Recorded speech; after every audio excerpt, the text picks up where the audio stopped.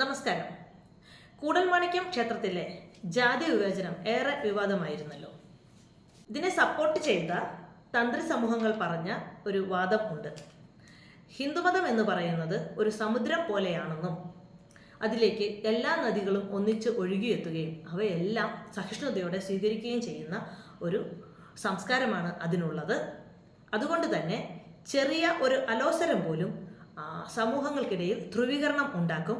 അതുകൊണ്ട് ശാന്തമായി നീങ്ങുന്ന, എന്തിനേയും സ്വീകരിക്കുന്ന, ലോകത്തിന് തന്നെ സഹിഷ്ണുതയുടെ പര്യായപദമായി മാറിയ ഈ മതത്തെ ജാതിയുടെ പേര് പറഞ്ഞ് സ്പർദ്ധയുണ്ടാക്കുവാൻ ഉപയോഗിക്കരുത് എന്നായിരുന്നു അവർ പറഞ്ഞത്. ഇത് കേവലം ഒരു പാരമ്പര്യ തൊഴിൽ അവകാശത്തെ പറ്റിയുള്ള വാദം മാത്രമാണ്. അതിനകത്ത് യാതൊരു തരത്തിലുമുള്ള ജാതി വിവേചനം ഇല്ലെന്നും അവർ സമർത്ഥിച്ചു. ജാതി വിവേചനം തന്നെയാണ് ഈ പ്രസ്തുത മതത്തിൻ്റെ മുഖമുദ്ര. അത് അവരുടെ മനുസ്മൃതി മുതൽ പിന്നീട് അവരങ്ങോട്ട് ഫോളോ ചെയ്ത എല്ലാ ബുക്കുകളിലും അത് കാണാവുന്നതാണ്. അതിൽ തന്നെ ഒരു തട്ട് സൃഷ്ടിക്കുകയും ബ്രാഹ്മണ ക്ഷത്രിയ സമൂഹങ്ങളെ അതിൻ്റെ മുന്തിയ തട്ടിൽ നിർത്തുകയും മനുഷ്യരായി പോലും പരിഗണിക്കാത്ത തരത്തിൽ മറ്റൊരു വിഭാഗത്തെ നിലനിർത്തുകയും ചെയ്തിട്ടുള്ളതാണ്. അതിൻ്റെ കഥകൾക്കകത്തെല്ലാം അത് തന്നെയാണ് പഠിപ്പിച്ചുകൊണ്ടിരിക്കുന്നത്. അതിനെ അവർ ന്യായമായി പറയുന്നത് ധർമ്മ സംസ്ഥാപനാർത്ഥേ ഇതൊക്കെ ചെയ്യാമെന്നുള്ളതാണ്. ഇപ്പോൾ കർണൻ കൊല്ലപ്പെടുന്നത്, ഹോളിക കൊല്ലപ്പെടുന്നത്, ജരാസന്ധൻ, ശംഭൂകൻ, പൂതന, ശൂർപ്പണഖ ഇവരൊക്കെ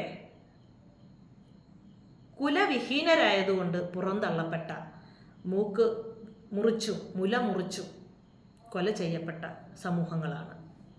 അപ്പോൾ വർണ്ണാശ്രമ വ്യവസ്ഥയെ സപ്പോർട്ട് ചെയ്യുന്ന ബ്രാഹ്മണ മത വക്താക്കൾ തന്നെയാണ് ഇത് സഹിഷ്ണുതയുടെ മതമാണെന്ന് പറയുകയും അതിനകത്തെ ജാതി വിവേചനം ചോദ്യം ചെയ്ത ആളുകളെ പ്രതിക്കൂട്ടിൽ നിർത്തിക്കൊണ്ട് ആരായിരുന്നോ വിക്റ്റിമായത് ആ വിക്റ്റിമുകളുടെ തലയിലേക്ക് കുറ്റം ചുമത്തി സഹിഷ്ണുതയുള്ള മനുഷ്യരായി അവർ മാറുകയാണ് ചെയ്തത്. ഈ സമയത്ത് ഞാൻ അതുമായി ബന്ധപ്പെട്ട ഒട്ടുമുക്കാലും യൂട്യൂബിലെ വീഡിയോകളും ചാനലിൽ വന്ന ഡിസ്കഷനും അതിനെ തുടർന്നുണ്ടായ ലേഖനങ്ങളിലൂടെയും ഒക്കെ കടന്നു പോയിരുന്നു. അത് കൃത്യമായി ജാതി വിവേചനമാണെന്ന് എല്ലാവർക്കും മനസ്സിലായതാണ്. ഈ സപ്പോർട്ട് ചെയ്ത് പറയുന്നവർക്കും അത് തന്നെ അറിയാം അത് ജാതി വിവേചനമാണെന്ന്. പക്ഷെ അത് അവർ സമ്മതിച്ചു തരില്ല. കാരണം പ്രസ്തുത ബ്രാഹ്മണ മതത്തിൻ്റെ കാതൽ എന്ന് പറയുന്നത് തന്നെ മനുഷ്യരെ തുല്യ സമൂഹങ്ങളായി കാണാതെ പല തട്ടിൽ നിർത്തിക്കൊണ്ട് അസമത്വങ്ങളുമായി യാത്ര ചെയ്യുന്നത് തന്നെയാണ് അതിനെ ഇവിടെ ഒരു വേറിട്ട സംഭവമായി നിലനിർത്തുന്നത്. കർമ്മ എന്നൊന്നുണ്ട്. കർമ്മ എപ്പോഴായാലും തിരിച്ചടിക്കും. നമ്മൾ എന്തു ചെയ്താലും അതിന് കർമ്മയുടെ രൂപത്തിൽ നമ്മുടെ പ്രവൃത്തി എന്താണോ അതിനനുസരിച്ചാണ് നമുക്ക് കിട്ടുന്നത്. അനുഗ്രഹങ്ങളാണെങ്കിൽ അത് നമ്മുടെ കർമ്മം നല്ലതായതുകൊണ്ട്, നമ്മൾ തെറ്റ് ചെയ്തിട്ടുണ്ടെങ്കിൽ അത് തിരിച്ച് നമുക്ക് ഈ ഭൂമിയിൽ നിന്ന് പോകുന്നതിന് മുൻപ് തന്നെ നമുക്ക് അത് അനുഭവിക്കേണ്ടി വരുമെന്നും നല്ല കർമ്മങ്ങൾ ചെയ്തെങ്കിൽ മാത്രമേ നമുക്ക് സ്വർഗത്തിലേക്ക് പ്രവേശനം കിട്ടുകയുള്ളൂ എന്നൊക്കെയുള്ളതാണ്. ഒരുവിധപ്പെട്ട എല്ലാ മതങ്ങളും ഇതൊക്കെ തന്നെയാണ് ഫോളോ ചെയ്യുന്നത്. പക്ഷേ ഇതിൽ ഈ പറഞ്ഞ ബ്രാഹ്മണ മതത്തിൻ്റെ പ്രധാന കാതൽ എന്ന് പറയുന്നത് കർമ്മ തിരിച്ചടിക്കുമെന്നുള്ളതാണ്. കാരണം കർമ്മ തിരിച്ചടിക്കാതിരിക്കണമെങ്കിൽ ബ്രാഹ്മണ സമൂഹങ്ങളെ ദൈവത്തിൻ്റെ പ്രതിപുരുഷരായി തന്നെ കണ്ടുകൊണ്ട് അവർക്ക് വേണ്ട എല്ലാ റെസ്പെക്റ്റ് കൊടുക്കുകയും അല്ല എങ്കിൽ അവർക്ക് ദോഷകരമായി എന്തെങ്കിലും ചെയ്താൽ ബ്രാഹ്മണ ശാപം ലഭിക്കുകയും ചെയ്യും എന്നുള്ള മനുസ്മൃതിയുടെ വാദം ഈ ജനാധിപത്യം വന്നു കഴിഞ്ഞിട്ട് പോലും ഇവിടുന്ന് തൂത്തുമായ്ക്കുവാൻ നമുക്ക് സാധിച്ചിട്ടില്ല. അപ്പോൾ 4% മാത്രമുള്ള ഈ സമൂഹങ്ങൾക്ക് വളരെയധികം പ്രിവിലേജ് ഇവിടെ ലഭിക്കുന്നുണ്ട്. അതിൻ്റെ കാരണം എന്താണെന്ന് വെച്ചാൽ ദൈവവുമായി സാധാരണ മനുഷ്യർക്ക് കമ്മ്യൂണിക്കേറ്റ് ചെയ്യാനുള്ള കഴിവില്ല. കാരണം സാധാരണ മനുഷ്യർ തെറ്റ് ചെയ്യുന്നു, അല്ലെങ്കിൽ അവരുടെ വാക്കുകളിലും പ്രവൃത്തികളിലും ഒക്കെ അവർ പലപ്പോഴും സത്യസന്ധതയില്ലായ്മ കാണിക്കുന്നുണ്ട്, പലപ്പോഴും ക്രൂരമായ പ്രവൃത്തികൾ ചെയ്യുന്നുണ്ട്. അതൊക്കെ കൊണ്ട് തന്നെ ദൈവവുമായി കമ്മ്യൂണിക്കേറ്റ് ചെയ്യുവാനായി ദൈവം തന്നെ ഉണ്ടാക്കിയെടുത്ത പ്രതിപുരുഷരാണ്. അതും വിരാട് പുരുഷന്റെ മുഖത്തു നിന്നും ഉണ്ടായിട്ടുള്ള സമൂഹങ്ങളാണ് ബ്രാഹ്മണർ എന്നുള്ള ഒരു കഥയാണ് ഇവിടെ സൃഷ്ടിച്ചുണ്ടാക്കിയിരിക്കുന്നത്. ബുദ്ധ ധമ്മയുടെ പോപ്പുലാരിറ്റിക്ക് മുൻപ് ഇവരൊക്കെയും മാംസാഹാരികളായിരുന്നു. പക്ഷെ ബുദ്ധ ധമ്മ ഇവിടെ പോപ്പുലറായി വന്ന സമയത്ത് അതിനെ മറികടക്കുവാൻ വേണ്ടി പിൽക്കാലത്താണ് അവർ വെജിറ്റേറിയനിസം സ്വീകരിക്കുന്നത്. അപ്പോൾ അങ്ങനെ ഭക്ഷണ രീതിയിലും ജീവിത രീതിയിലും ഒരു പ്രത്യേക രീതി അവർ ഉണ്ടാക്കിയെടുക്കുകയും സ്വയം മഹത്വമുള്ള മനുഷ്യരാകുവാൻ വേണ്ടി തന്നെ വെജിറ്റേറിയൻ ഫുഡ് ശീലമാക്കുകയുമൊക്കെ ചെയ്തതാണ്. അത് തരത്തിനനുസരിച്ച് അവർ മാറ്റുകയും ചെയ്യുന്നുണ്ടെന്നുള്ളത് മറ്റൊരു സത്യം. കാരണം ബംഗാളിൽ ഈ പറയുന്നത്ര, കാരണം അതിൻ്റെ ഭൂമിശാസ്ത്രപരമായ പ്രത്യേകത കൊണ്ട് തന്നെ അധികം വെജിറ്റേറിയൻ ഫുഡ് ലഭിക്കാത്തത് കൊണ്ട് അവിടെ അവർ മത്സ്യം ഉപയോഗിക്കുന്നുണ്ട്. കാരണം അവിടെ അത് വളരെ സുലഭമാണ്. അപ്പോൾ അവിടെ എന്ത് ചെയ്തു, മത്സ്യത്തെ ജലപുഷ്പമായി കരുതിക്കൊണ്ട് അവരത് കഴിക്കുകയും ചെയ്യുന്നുണ്ട്. അപ്പോൾ തങ്ങൾക്ക് അനുകൂലമാകുന്ന രീതിയിൽ ആ സിസ്റ്റത്തെ അവർക്ക് ഒടിച്ചു മടക്കി കൊണ്ടുവരാനും സാധിക്കുന്നുണ്ട്. ഇതിനൊക്കെ കാരണം എന്താണ്? ഈ ആത്മീയതയുടെ മൊത്ത കച്ചവടക്കാരായി അവർ കയറി വന്നതാണ്. ദൈവത്തിൻ്റെ പ്രതിപുരുഷ സ്ഥാനം അവർക്ക് കിട്ടുകയും ദൈവത്തോട് കമ്മ്യൂണിക്കേറ്റ് ചെയ്യാൻ വേണ്ടി ദൈവത്താൽ നിയുക്തരാക്കപ്പെട്ട ഈ മനുഷ്യരാണ് എന്നുള്ളൊരു ബോധം ജനങ്ങളിലേക്ക് കൊടുത്തു. കാരണം മനുഷ്യരുടെ ഭയം എന്ന ഇമോഷനെ മുറുകെ പിടിച്ചുകൊണ്ടാണ് ഇത്തരത്തിലുള്ള മഹനീയ സ്ഥാനം അവർ കൈവശപ്പെടുത്തിയിരിക്കുന്നത്. അതുകൊണ്ട് തന്നെ എല്ലാവർക്കും നമ്മൾ എത്രയൊക്കെ പഠിച്ചാലും എത്രയൊക്കെ കോമൺ സെൻസ്, ലോജിക്കൽ തിങ്കിങ്ങും റീസണിങ് എബിലിറ്റിയും ഉണ്ടെങ്കിൽ പോലും ഈ ബ്രാഹ്മണ ശാപത്തെ നമ്മൾ ഭയക്കുകയാണ് ചെയ്യുന്നത്. അപ്പോൾ അതുകൊണ്ട് തന്നെ അവർക്ക് മറ്റു കാര്യങ്ങൾ, അവരധികം അധ്വാനമുള്ള മേഖലകളിൽ ഇവരെ നമ്മളങ്ങനെ അധികം കാണുന്നില്ല. കാരണം എന്താണെന്ന് വെച്ചാൽ സദാസമയം ലോക സമത്വ സുഖിന ഭവന്തു എന്ന് പറഞ്ഞുകൊണ്ടിരിക്കുന്ന ഒരു ആത്മീയ സമൂഹവും പിന്നീട് ഇവരെ കാണുന്നത് സർവീസ് സെക്ടറിലാണ്. പിന്നെ ബിസിനസ് മേഖലകളിൽ അവർ കടന്നു വരുന്നുണ്ട്. പക്ഷെ കട്ടിപ്പണി ചെയ്യുന്ന മേഖലകളിൽ, അതായത് മാലിന്യം കോരുന്ന പണികളിലോ അതല്ലെങ്കിൽ കരിങ്കല്ല് ക്വാറികളിലോ ഖനികളിലോ ഒന്നും നമ്മൾ ഇവരെ കാണുന്നില്ല. കാരണം അവർക്ക് സമയമില്ല, അവിടെ ഒന്നും ചെലവഴിക്കാൻ സമയമില്ല. ദൈവവുമായി അവർക്ക് എപ്പോഴും കമ്മ്യൂണിക്കേറ്റ് ചെയ്തുകൊണ്ടേയിരിക്കണം. അപ്പോൾ അതിലൊരു വിഭാഗം ആളുകൾ പൂർണ്ണമായും ആത്മീയതയുടെ വ്യാപാരത്തിലാണ്. ബാക്കിയുള്ള സമൂഹങ്ങൾ അതുകൊണ്ട് തന്നെ ഈ ആത്മീയതയുടെ മേളിൽ അവർക്ക് പ്രതിഷ്ഠ കിട്ടിയത് കൊണ്ട് തന്നെ അവരുടെ ബാക്കി കാര്യങ്ങൾ സുഗമമായി പോകുന്നുണ്ട്. ഓക്കെ, അപ്പോൾ അതിനകത്തേക്ക് ഞങ്ങൾക്ക് മാത്രമേ സാധ്യമാകുകയുള്ളൂ, സ്പിരിച്വാലിറ്റിയെ ഞങ്ങൾ മാത്രമാണ് ഏറ്റെടുക്കേണ്ടവരെന്നും അത് ജനങ്ങളെ ധരിപ്പിക്കുവാൻ അവർക്ക് സാധിച്ചിട്ടുണ്ട്. അതിലേക്ക് ഒരു പിന്നോക്ക വിഭാഗക്കാരൻ കടന്നു വന്നിട്ടുണ്ടെങ്കിൽ അദ്ദേഹത്തെ ഉൾക്കൊള്ളേണ്ട കാര്യമില്ല. എല്ലാവരും ബ്രാഹ്മണർ ചെയ്യുന്ന തൊഴിൽ ചെയ്യുവാണെങ്കിൽ പിന്നെ ഈ ബ്രാഹ്മണർക്ക് യാതൊരു മഹത്വവും കിട്ടുന്നില്ലല്ലോ. അപ്പോൾ അതിനെ ആ ബ്രാഹ്മണ സമൂഹത്തെ പൗരോഹിത്യത്തിൽ തന്നെ ഉറച്ചു നിർത്തുവാൻ വേണ്ടി തന്നെയാണ് അത് ജാതി വിവേചനമല്ല എന്നവർ സമർത്ഥിച്ചുകൊണ്ടിരിക്കുന്നത്. ഓക്കെ, ഞാൻ പറയാൻ ഉദ്ദേശിച്ച പോയിന്റ് ഇതല്ല. ഞാൻ പറയാൻ വന്ന കാര്യം ഇതാണ്. ബ്രാഹ്മണ മതത്തിൻ്റെ കാതൽ എന്ന് പറയുന്നത് തന്നെ അതിൻ്റെ ജാതി വ്യവസ്ഥയാണ്. അത് യാതൊരു കാരണവശാലും അവർക്കത് ബോധ്യപ്പെട്ടിട്ടുണ്ട്. അവർ അതുകൊണ്ട് തന്നെയാണ് അത് അങ്ങനെ തന്നെ നിലനിർത്തുന്നത്. ആ തട്ടുകൾ അവർ അങ്ങനെ തന്നെ നിലനിർത്തും. ഇവിടെ ആരൊക്കെ തട്ടിട്ട് തുള്ളിയാലും അവരത് മാറ്റാൻ തയ്യാറാവുകയില്ല. ഇപ്പോൾ എല്ലാവരും അവരെ പഠിപ്പിച്ചുകൊണ്ടിരിക്കുകയാണ്. അതാ ഇവിടെ ഇത് ജാതി വിവേചനമാണ്, ആർട്ടിക്കിൾ ഇത്രാമത്തെ ആർട്ടിക്കിൾ പ്രകാരം അല്ലെങ്കിൽ അങ്ങനെയാണ്, ഭരണഘടന പ്രകാരം അങ്ങനെയാണ് ഇങ്ങനെയാണെന്നൊക്കെ നമ്മൾ പഠിപ്പിച്ചുകൊണ്ടിരിക്കുകയാണ്. എന്തിന്? എത്ര പഠിപ്പിച്ചു കൊടുത്താലും അവരത് അങ്ങനെ തന്നെ നിലനിർത്തുകയുള്ളൂ. അവരെ പഠിപ്പിച്ചു കൊടുക്കേണ്ട കാര്യമില്ല. അവർക്ക് തന്നെ അറിയാം അവരതാ ചെയ്യുന്നത്. ഇനി ഈ സമൂഹത്തിൽ നിന്നുള്ള ഉൽപ്പതിഷ്ണുക്കളായ ആൾക്കാർക്ക് ഇത് മാറ്റണമെന്ന് ആഗ്രഹമുണ്ടെങ്കിൽ പോലും അവർക്കൊന്നും ചെയ്യാൻ പറ്റില്ല. കാരണം ഇതിങ്ങനെ തന്നെ അവർ നിലനിർത്തുകയുള്ളൂ.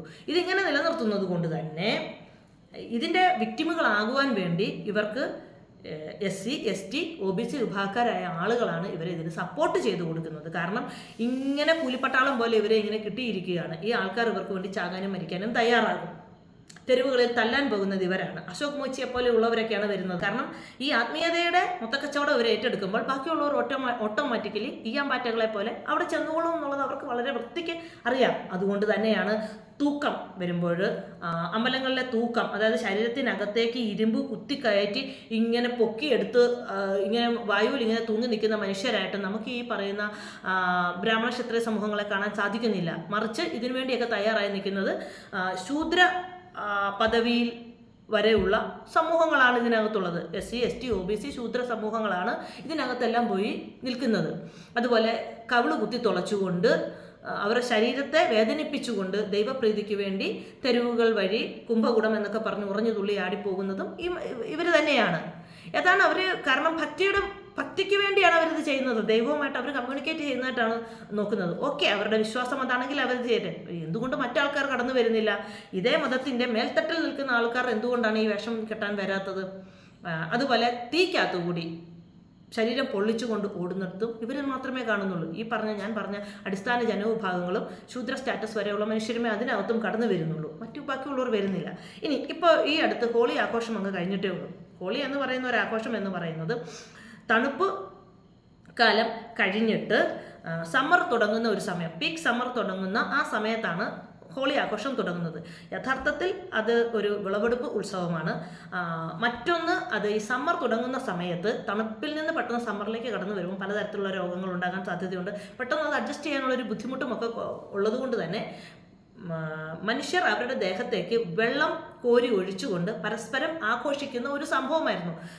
അത് എനിക്ക് തോന്നുന്നത് ഇന്ത്യയുടെ ഒട്ടുമുക്കാലും സ്റ്റേറ്റുകളിൽ, അത് നോർത്തേൺ സ്റ്റേറ്റുകളിലൊക്കെ വളരെ ശക്തമായിട്ട് ആഘോഷിക്കുന്നു. പിന്നെ സൗത്ത് സൈഡിൽ ഒരു ഈ സമ്മർ വേരിയേഷൻ ഉള്ള സ്ഥലങ്ങളിലൊക്കെ ഇത് ആഘോഷിക്കുന്നുണ്ട്. കേരളത്തിൽ അത് അത്ര കാര്യമായിട്ടില്ല. കാരണം എന്താണെന്ന് വെച്ചാൽ കേരളത്തിൽ അത്രയ്ക്കധികം സമ്മറില്ല. ഇപ്പോഴൊക്കെയാണ് നമ്മുടെ നാട്ടിൽ ഇങ്ങനെ ഈ വേനൽക്കാലം കടുത്തു വരുന്നത്. അല്ലെങ്കിൽ ഇത്രയ്ക്കില്ല, 44 നദികളുണ്ട്. പിന്നെ പോകുന്ന ഇടങ്ങളിലെല്ലാം ചോലകളും അരുവികളും ഒക്കെ ഉള്ളതുകൊണ്ട് ഹോളി എന്ന് പറയുന്ന ഒരു ആഘോഷത്തിൻ്റെ ആവശ്യം, ക്ലൈമാറ്റിക് കണ്ടീഷൻ കൊണ്ട് കേരളത്തിന് അത് ആവശ്യമില്ല.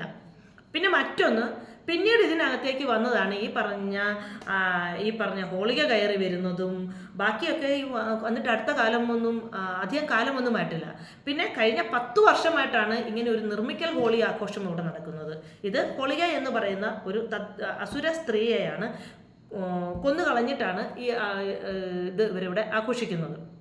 അത് ശരിക്കും തദ്ദേശ ജനവിഭാഗങ്ങളുടെ മേൽ നേടിയ ഒരു അധിനിവേശത്തിൻ്റെ കൂടെ ഉത്സവമാണ് ഹോളി എന്ന് പറയുന്നത്. ഇതൊക്കെ ആഘോഷിക്കുന്ന സമയത്ത് ഈ തെരുവുകളിൽ കൂടെ ദേഹത്ത് അങ്ങോട്ടും ഇങ്ങോട്ടും ഈ പറഞ്ഞ പീച്ചാങ്കുഴലിൽ കൂടി കളർ വെള്ളം ഒഴിച്ച് അവരുടെ ശരീരത്തെ മുഖത്തും ഒക്കെ ഇതിങ്ങനെ കണ്ടമാനം പോകും. പലപ്പോഴും ലോക്കൽ ക്വാളിറ്റിയുള്ള പൗഡറുകളാണ് ഉപയോഗിക്കുന്നത്. നല്ല ക്വാളിറ്റി ഉള്ളതും കിട്ടുന്നുണ്ട്, പക്ഷെ കൂടുതലായിട്ടും ഇത് ജനമത അങ്ങനെ ശ്രദ്ധിക്കാറില്ല. ഇത് ഇങ്ങനെ ഉപയോഗിക്കുന്നു. ഈ ഒരു ഉത്സവം കഴിഞ്ഞ് തൊട്ടുപുറകെ എല്ലാവർക്കും പെട്ടെന്ന് ഇവർ ഹോസ്പിറ്റലുകളിലൊക്കെ അഡ്മിറ്റ് ആകുന്നുണ്ട്. പലതരത്തിലുള്ള വെള്ളം ഉപയോഗിക്കുന്നത് കൊണ്ടും പിന്നെ കണ്ണിലും മുക്കിലും ഒക്കെ പോകുന്നത് കൊണ്ടും ഒക്കെ തന്നെയാണ്. ഞാൻ പറയുന്നത് ഇവിടെ ഒന്നും ഈ സേഫ് സോണുകളിലുള്ള മനുഷ്യരെ കാണുന്നില്ല. ഞാൻ ചോദിക്കുന്നത്, എന്തിനു വേണ്ടിയാണ് ഇമാതിരി കാര്യങ്ങൾക്ക് വേണ്ടി പോകുവാണെങ്കിൽ എല്ലാവരും പോകണം, ഈ മതത്തിൻ്റെ ഭാഗമായി നിൽക്കുന്ന എല്ലാ ജനങ്ങളും പോകണം. അല്ലെങ്കിൽ ഇവർക്ക് വേണ്ടി ഇവരുടെ ദൈവങ്ങളെ സൃഷ്ടിക്കാനായിട്ട് പോകാതിരിക്കുക. വിശ്വകർമ്മ സമൂഹങ്ങളാണ് ഈ ദൈവങ്ങളെ മുഴുവനും ഉണ്ടാക്കുന്നത്. പക്ഷേ ഇതിനകത്ത് പുണ്യാഹം തളിച്ചു കഴിയുമ്പോൾ ആ സമൂഹങ്ങൾക്ക് അവരുടെ ദൈവത്തെ എടുത്തുകൊണ്ട് പോകാൻ ആളാണ് വരുന്നത്. ആ വിഗ്രഹങ്ങൾ ഉണ്ടാക്കുന്നതിന് വേണ്ടി ഭൂമിയിൽ കുനിഞ്ഞ് പുല്ല് പറിക്കുക പോലും ചെയ്യാത്ത മനുഷ്യർ ആത്മീയതയുടെ പേര് പറഞ്ഞുകൊണ്ട് ഇതിനെ എടുക്കുകയും പിന്നീട് അവർ വലിയ അതിൻ്റെ തലപ്പത്തും ദൈവത്തിൻ്റെ പ്രതിപുരുഷർ അപ്പോഴവിടെ രംഗത്ത് പ്രത്യക്ഷപ്പെടുന്നു. ഇനി അതേ അമ്പലത്തിൽ അതേ ദൈവത്തെ ഉണ്ടാക്കിയ ആ വിശ്വകർമ്മ സമൂഹങ്ങൾ അവിടെ ചെല്ലുകയാണെങ്കിൽ അവർക്കും ഇങ്ങനെ അവരെ തൊടാതെയാണ് ഈ പ്രസാദം ഇട്ടുകൊടുക്കുന്നത്. ഞാൻ ചോദിക്കുന്നത്, നമ്മൾ എത്രയൊക്കെ അവരെ പഠിപ്പിച്ചാലും എത്രയൊക്കെ അവരെ ബോധവൽക്കരിച്ചാലും അവർക്കറിയാൻ വയ്യാഞ്ഞിട്ടല്ല ഉച്ചനീചത്വം അതിനകത്ത് നിലനിർത്തുന്നത്. കാരണം ഉച്ചനീചത്വമാണ് അതിൻ്റെ മുഖമുദ്ര. ഉച്ചനീചത്വം ഉണ്ടെങ്കിൽ മാത്രമേ അതിന് നിലനിൽപ്പുള്ളൂ. അത് അവരിലെ ഉത്പതിഷ്ണുക്കൾ കടന്നു വന്നാലും അതവർ മാറ്റില്ല. പിന്നീട് ചെയ്യേണ്ടത് എന്താണ്? അതിൻ്റെ ഭാഗമായി പോയി നിന്നുകൊണ്ട് വിക്റ്റിമായി തെരുവിലിറങ്ങി അവരുടെ ദൈവങ്ങളെ പ്രൊട്ടക്റ്റ് ചെയ്യുവാൻ വേണ്ടി ഈ അടിസ്ഥാന ജനവിഭാഗം എന്തിന് നിലകൊള്ളുന്നു എന്നുള്ളതാണ് ആലോചിക്കേണ്ടത്. അടിസ്ഥാന ജനവിഭാഗങ്ങൾക്ക് ഒരുപാട് കാര്യങ്ങൾ ചെയ്തു തീർക്കുവാനുണ്ട്. സമൃദ്ധിയുടെ അട്ടത്തിരുന്നവർക്ക് വേണ്ടി കൂടുതൽ സമൃദ്ധിയിലേക്ക് നയിക്കുവാൻ വേണ്ടി നമ്മളുടെ ബുദ്ധി നൽകാതിരിക്കുക, മാറി നടക്കുക, പ്രവർത്തിക്കുക. നമ്മൾ ഇവരുടെ കോമാളി വേഷം കെട്ടുന്നത് നിർത്തുമ്പോൾ ഇവർക്ക് ഇത് താഴെ വെക്കേണ്ടി വരും. അതല്ലാതെ ഇവരെ നിയമം പഠിപ്പിച്ചുകൊണ്ട് ഇവർ നിർത്തുകയില്ല. കാരണം അതിൻ്റെ മുഖമുദ്ര ജാതി വ്യവസ്ഥ തന്നെയാണ്. അവർ അത് തുടരുക തന്നെ ചെയ്യും. അത് തുടരുന്നതിന് വേണ്ടി അവിടെ നമ്മളുടെ ശക്തിയും കഴിവും ബുദ്ധിയും ഇട്ടുകൊടുക്കാതിരിക്കുക, കോമാളി വേഷം കെട്ടാതിരിക്കുക. കൂടൽമാണിക്യത്തിലെ ജാതി അവർക്ക് ജാതി മാണിക്യമാണ്. എന്നാൽ അത് ഏറ്റവും ക്രൂവലായ അവസ്ഥയാണ് എന്നറിഞ്ഞുകൊണ്ട് അവരെ പഠിപ്പിച്ച് നേരെയാക്കാൻ പോകാനല്ല നമ്മൾ ശ്രമിക്കേണ്ടത്. അവരെ വഴിയിൽ ഉപേക്ഷിക്കുക. അവരായി, അവരുടെ ദൈവങ്ങളായി, അവരുടെ പാടായി അവർ അതിനെ സംരക്ഷിക്കട്ടെ. നമുക്ക് ഭൂമി മുതലുള്ള സകല സാധനങ്ങളും ഇനിയും നേടിയെടുക്കാനുണ്ട്. അവിടേക്ക് ശ്രദ്ധ കൊടുക്കുക, വിദ്യാഭ്യാസം നേടുക, വളരുക. സൈദ്ധാന്തിക വ്യക്തിത്വം പ്രദീപൻ പാമ്പിരിക്കുന്ന് പറഞ്ഞതുപോലെ ഇഴഞ്ഞ് നടക്കുന്ന പാമ്പിന് തല ഉയർത്തിപ്പിടിക്കുവാൻ സാധിക്കുന്നത് അതിന് ഇഴയാൻ ഒരു തുണ്ട് ഭൂമി ഉള്ളതുകൊണ്ടാണ്. ഇഴയാൻ ഒരു തുണ്ട് ഭൂമി പോലും ഇല്ലാത്ത ആളുകൾ ദൈവങ്ങളെ സംരക്ഷിക്കുവാൻ നടക്കാതെ പഠിച്ച് അവരുടേതായ കാര്യങ്ങൾ നേടിയെടുക്കുവാൻ ശ്രമിക്കുക. ഭൂമി കരസ്ഥമാക്കുക, സമ്പത്ത് കരസ്ഥമാക്കുക, പൊളിറ്റിക്കൽ പവർ നേടുക. അവരുടെ ദൈവങ്ങളെ അവർ സംരക്ഷിക്കട്ടെ. പ്രവർത്തിക്കുക. Thank you.